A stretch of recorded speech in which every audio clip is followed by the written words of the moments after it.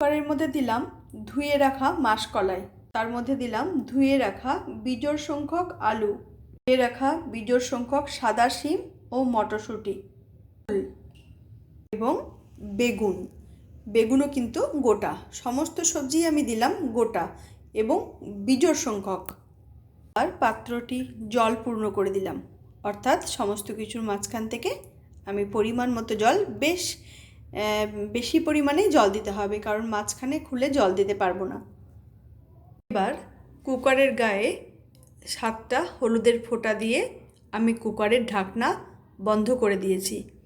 এবার আমাকে gas oven জ্বালিয়ে দিতে হবে। গ্যাসের ফ্লেম অন করে দিয়েছি। আমাকে অপেক্ষা করতে হবে 7 থেকে 8টা সিটি পড়া অবধি। এখানে এখন আমি গোটা 7 সিটি দিয়ে ফেলেছি, সুতরাং এবার গ্যাসের ফ্লেম সম্পূর্ণই বন্ধ করে দিলাম। রাত আর এটাকে খুলে দেখা হবে না, একদম সকালবেলা খুলে দেখব।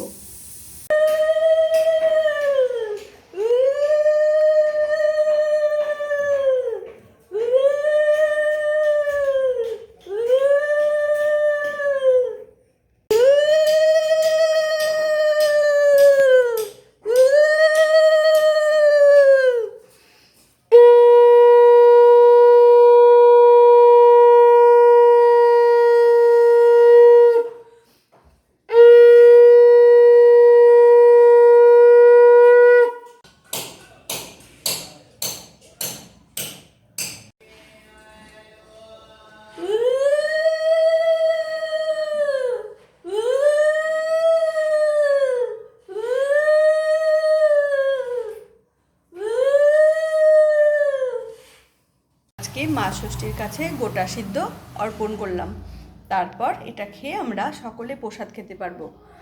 আর প্রথমে ব্রতকথা পড়েছি, পুজো করেছি, পুজো করে ব্রতকথা পড়ে তারপর এই গোটা সিদ্ধ খেয়ে তারপর আমরা পান্তা খাবো। আছে রাত্রি থাকার পর সকালবেলা প্রেসার কুকার খুলেছি আর ঠাকুরের পুজোও দিয়েছি। এগুলো নরম বলে অন্য একটি পাত্রে তুলে রেখেছি। এখানে সব সবজি গোটা সেদ্ধ সব দিয়ে মা ষষ্ঠীর পুজো দিয়েছি।